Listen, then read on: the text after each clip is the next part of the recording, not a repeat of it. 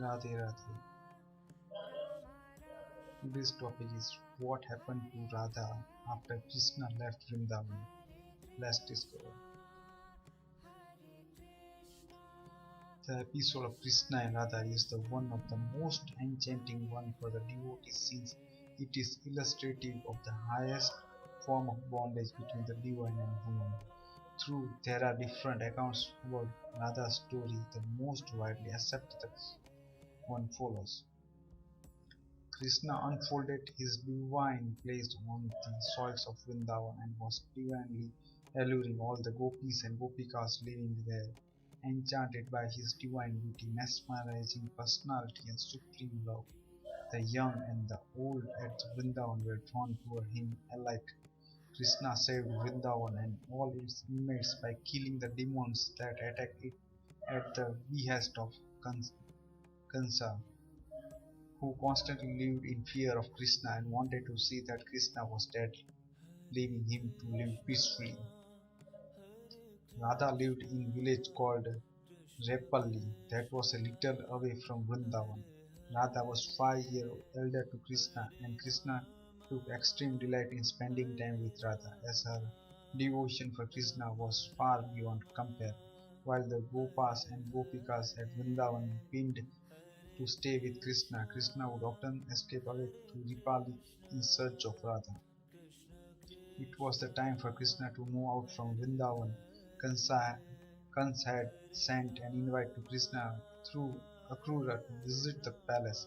Akrura had bought a chariot from Mathura, the city where Kans lived, to take Krishna and Balram. The news that Krishna would soon leave Vrindavan spread like a wildfire, and a heavy cloud of grief hung over the soils of Vrindavan. All the Gopas and Gopikas surrounded the chariot fought by Akrura and spent the whole night sleeplessly around it, so that Krishna would not leave and would choose to stay with them forever. However, Krishna's divine mission had to accomplish several great things further, and therefore he had to leave them without a choice. Krishna left to Repali to bid his farewell to Radha. Radha was devoted to Krishna from her heart, and due to constant thinking of him, Krishna had in fact become inseparable from Radha, having become one with her soul. The both met there and just spent a few minutes without a word. They knew each other's hearts, and words had little meaning to convey their love for each other. Radha finally said that since Krishna had become her very soul, nothing can take away Krishna from her even when he left her physically.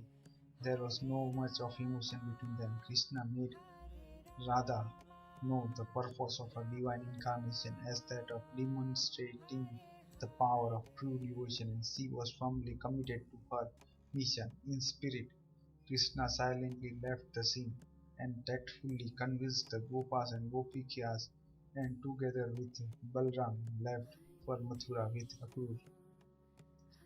Years passed by. Krishna had killed Kans and Sisupal and several other demons as part of his divine mission, and had built a wonderful kingdom in Mathura, which was transported overnight to Dwarka amidst the sea in order to safeguard the inmates from demons. Radha life here in Vrindavan took an altogether different turn. She was all the time living the life of contemplation, thinking about Krishna. She had no place for anything else in her life. However, being forced by her mother, she had to marry a man and raise her children. Years rolled by, and Radha grew very old and weak. She pined to see Krishna once more in her life. She had by then completed her responsibilities of the householder and silently left Vrindavan in search of Krishna. Walking by foot for several days, she arrived at Dwarka. She pined to enter the palace and have the darshan of Lord Krishna. Finally, she got an audience with Krishna. Even after a lot of time had passed in between, they needed no words to replenish their relationship. They had been all the time together mentally and spiritually, and therefore the scene appeared as tough. They had always been together. Radha, however, showed a deep sense of longing now, and at the terminal point of her life to spend some time near the physical presence of Krishna. With Krishna's permission, she joined the service of the palace as a maid. Except for Krishna and Radha, none else knew them. Though Radha got to see Krishna from far every day in the palace, the feeling of separation and distance from Krishna was only growing worse by day. She started realizing that physical nearness was never something equal to spiritual nearness. Therefore, she chose to leave the palace without any notice. Radha was already weak and fragile due to old age. A tough life she lived. She walked on the road without knowing where she was going. The Supreme Lord needed no invitation or information. She was divinely following Radha all time. At this juncture, when Radha needed him the most, Krishna appeared in the flesh and blood near her. His divine touch brought her back to consciousness. Radha smiled at Krishna and delightfully looked at his captivating divine form.